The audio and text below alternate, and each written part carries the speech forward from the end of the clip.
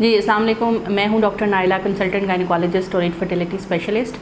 आज जिस टॉपिक के ऊपर मैंने बात करनी है उसके ऊपर बहुत ज़्यादा रिक्वेस्ट आई हुई थी और वो बड़ा ही टॉपिक है, कॉमन चीज़ है। उसमें ये है कि इसको वीडियो को हम दो पार्ट्स में शूट करेंगे। एक में हम बताएंगे कि जो ट्यूब्स बंद हो जाती हैं उनकी क्या वजूहात होती हैं और किस वजह से ट्यूब्स बंद हो जाती हैं और उसकी क्या अलामात होती हैं। दूसरे पोर्शन में हम बात करेंगे कि कौन से टेस्ट होते हैं जो कि जिससे ये पता चल सकता है कि ट्यूबें बंद हैं या खुली हैं और इसका क्या इलाज मुमकिन है। तो आपने मेरी दोनों वीडियोस को देखना है। मैं स्टार्ट में ही आपसे रिक्वेस्ट करती हूँ, मैं अपने बहुत बिजी शेड्यूल से टाइम निकाल के वीडियो शूट करती हूँ और आपने मेरी वीडियो को लाइक करना है और इसके अलावा चैनल को सब्सक्राइब करना है और कमेंट सेक्शन में कमेंट करके ज़रूर ये बताइए कि मैं कैसा काम कर रही हूँ, क्या ये इन्फॉर्मेटिव है या इसमें कुछ इम्प्रूवमेंट की ज़रूरत है। तो आज हमने जो बात करनी है वो है ट्यूब्स के बंद होने का। अगर देखा जाए तो ट्यूब्स क्या होती हैं, नॉर्मली यूट्रस के साथ दो ट्यूब्स अटैच होती हैं जिनका काम ये होता है कि वो बिल्कुल अंडेदानियों के ऊपर जाके खुलती हैं। उनका काम ये होता है कि मेल के जो स्पर्म्स होते हैं उनको अंडे तक पहुंचाना और उसके बाद एग को कैप्चर करके जब वो बच्चा बन जाता है तो उसको वापस यूट्रस में लेके आना। तो इनफर्टिलिटी का बहुत बड़ा बर्डन जो है वो शेयर करती हैं ब्लॉक ट्यूब्स। जिन ख़वातीन की ट्यूब्स ब्लॉक होती हैं उनका ज़ाहिर है हस्बैंड के जो स्पर्म्स होते हैं वो अंडे तक पहुंच नहीं पाते और बच्चा नहीं बन पाता और इस तरह से वो इनफर्टिलिटी का शिकार हो जाते हैं। तो आज हम देखेंगे क्या क्या वजूहात हो सकती हैं जो कि ट्यूब्स को बंद कर देती हैं। ट्यूब्स को बंद करने की जो वजूहात है उसमें सबसे बड़ी वजह अगर मैं बात करूं तो वो इन्फेक्शन है। अब इन्फेक्शन कौन कौन सा हो सकता है? इन्फेक्शन सेक्शुअली ट्रांसमिटेड भी हो सकता है और नॉन सेक्शुअली ट्रांसमिटेड भी हो सकता है। सेक्शुअली ट्रांसमिटेड जो डिज़ीज़ होती है वो मोस्टली उन लोगों के अंदर होती है जिनके मल्टी सेक्शुअल पार्टनर्स होते हैं। इनमें जो क्लेमिडिया और गोनोरिया जैसे ऑर्गेनिजम्स होते हैं जो कि रिस्पॉन्सिबल होते हैं ट्यूब्स को बंद करने में। इसमें होता क्या है कि ट्यूब्स जो हैं वो इन्फेक्शन की वजह से आहिस्ता आहिस्ता पस से भर जाती हैं और जब उनमें से पस वक्त के साथ साथ ड्राई होती है तो ट्यूब्स की जो दोनों वॉल्स हैं वो आपस में मिल जाती हैं और इस तरह से क्या होता है वो ट्यूब्स का जो ल्यूमेन होता है वो बंद हो जाता है।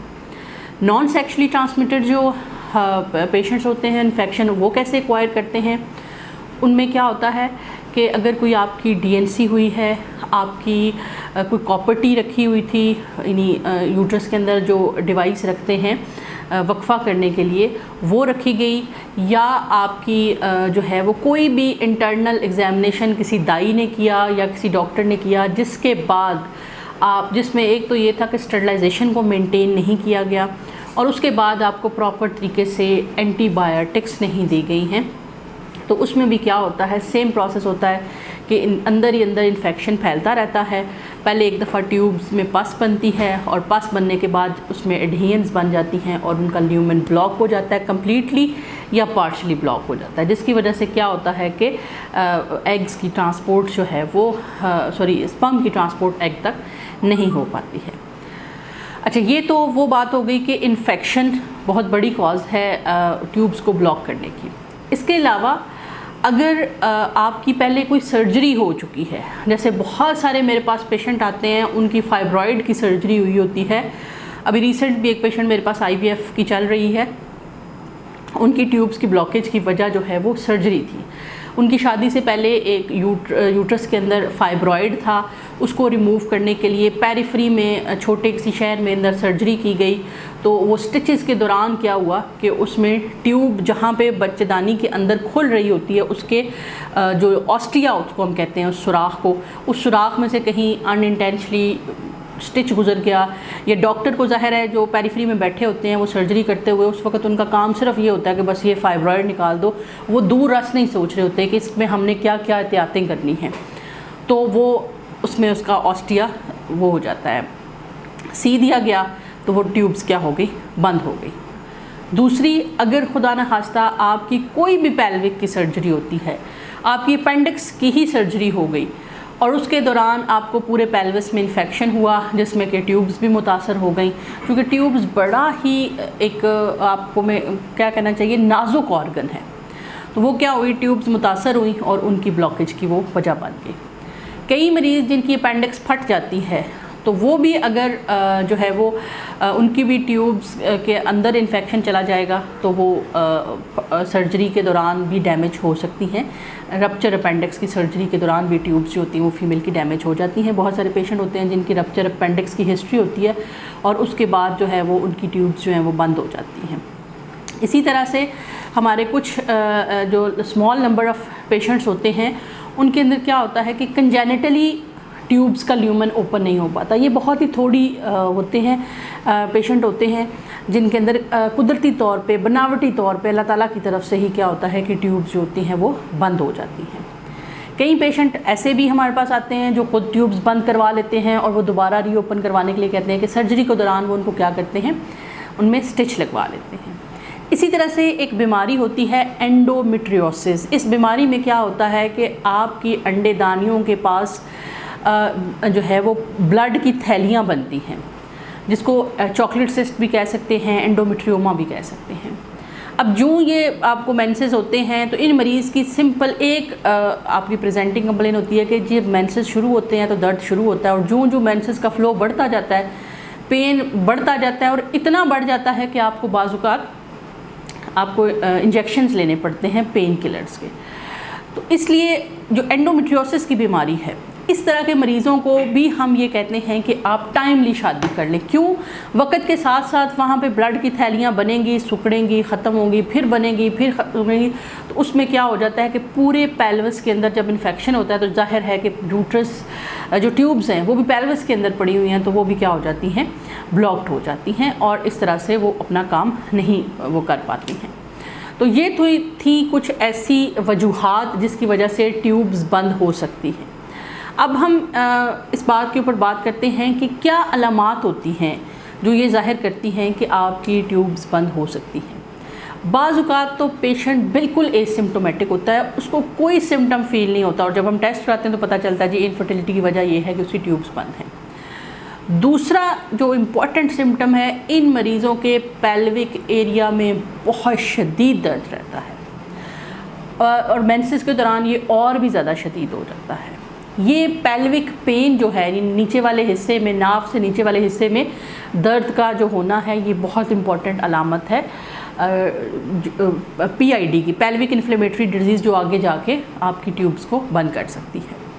इसके अलावा इन लोगों के अंदर डिस्चार्ज का बहुत प्रॉब्लम होता है और डिस्चार्ज भी कौन सा, वो वाला जिसमें से स्मेल आती है और ये बार बार इसका शिकार हो रहे होते हैं, कभी ठीक हो रहा है। और बाज़ तो पेशेंट हमारे पास ऐसे आते हैं जिनमें फ्रैंकली पास आ रही होती है, तो वो भी ज़ाहिर है अभी अगर उसको टाइमली एंटीबायोटिक्स दे के ठीक कर दिया जाए तो ट्यूब्स की बचत हो सकती है, लेकिन अगर उसको नहीं आप आइडेंटिफाई करेंगे तो वो मसला आगे ख़राब हो जाएगा। इसी तरह से जो एंडोमेट्रियोसिस के पेशेंट हैं, जैसा कि मैंने बताया कि वो सीवियर पेन के साथ होते हैं और आस्ता आस्ता उनका पेन मेंसेस के साथ बढ़ता जाता है, तो ये भी ट्यूब्स बंद होने की अलामत जो है वो हो सकती है। बाज़ पेशेंट हमारे पास जो ब्लॉक्ड ट्यूब के साथ आते हैं उसमें ये होता है कि उनकी ट्यूबों के अंदर जो है वो पानी जमा होता है जिसको हाइड्रोसेल्पिंग्स कहते हैं, तो वो आपको एक पेल्विक प्रेशर के सिम्टम के साथ जो है वो पेशेंट हमारे पास प्रेजेंट करते हैं। और लास्ट बट नॉट लीस्ट बहुत सारे पेशेंट जो हैं वो इनफर्टिलिटी के साथ प्रेजेंट करते हैं।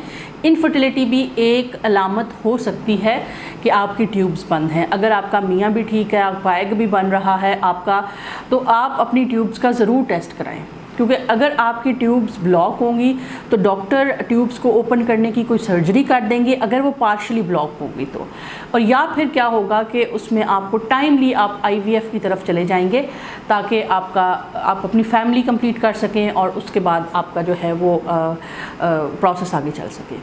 अच्छा, अब मेरे पास बहुत सारे पेशेंट YouTube के ऊपर ये पूछते हैं कि मेरी ट्यूब्स बंद हैं तो क्या मेरा IUI हो सकता है? नहीं, आप जिन मरीज़ों के ट्यूब्स बंद हैं, पार्शली बंद हैं या कम्प्लीटली बंद हैं, उनका IUI हम नहीं करते हैं, क्योंकि IUI के अंदर स्पर्म्स ने उनको हम ट्यूब्स के ऑस्टिया तक छोड़ के आते हैं, आगे ट्यूब्स के अंदर से ही उन्होंने होके जाना है। अगर उनकी ट्यूब्स बंद होंगी तो वो डेफिनेटली आगे नहीं जा पाएंगे और उस तरह से क्या होगा कि उनकी प्रेगनेंसी नहीं होगी। तो जिन मरीज़ों की ट्यूब्स बंद हैं वो बिल्कुल भी डेफिनेटली डॉक्टर के पास जाएंगे तो वो उनको IUI को ऑप्ट नहीं करने देंगे और फर्दर भी जो होगा वो उनको नहीं प्रोसीड करने देंगे। अब जो मेरी नेक्स्ट वीडियो आएगी उसमें हमने ये बात करेंगे कि क्या टेस्ट हैं जो कि ये डायग्नोज करते हैं कि आपकी ट्यूब्स खुली हैं या बंद हैं, और कौन सी जो है वो ऐसी ट्यूब्स अगर आपकी बंद आ गई हैं तो उसके लिए कौन सा इलाज डॉक्टर आपको ऑफ़र कर सकते हैं। तो मेरी नेक्स्ट वीडियो को ज़रूर सुनिएगा। Thank you so much. आप मुझे यूट्यूब चैनल के ऊपर इतना सपोर्ट कर रहे हैं। You are my YouTube family. मुझे कमेंट सेक्शन में ज़रूर प्लीज़ जाके आगाह करते रहिएगा कि आपको फर्दर किन किन टॉपिक्स के ऊपर बात करनी है। आपके हमारे बहुत सारे कमेंट्स जो हैं वो हमारे तक पहुंच चुके हैं, वो हमारे पाइपलाइन में है टॉपिक। मैं इंशाल्लाह उनके ऊपर भी फर्दर बात करूँगी। तो तब तक के लिए अल्लाह हाफ़िज़।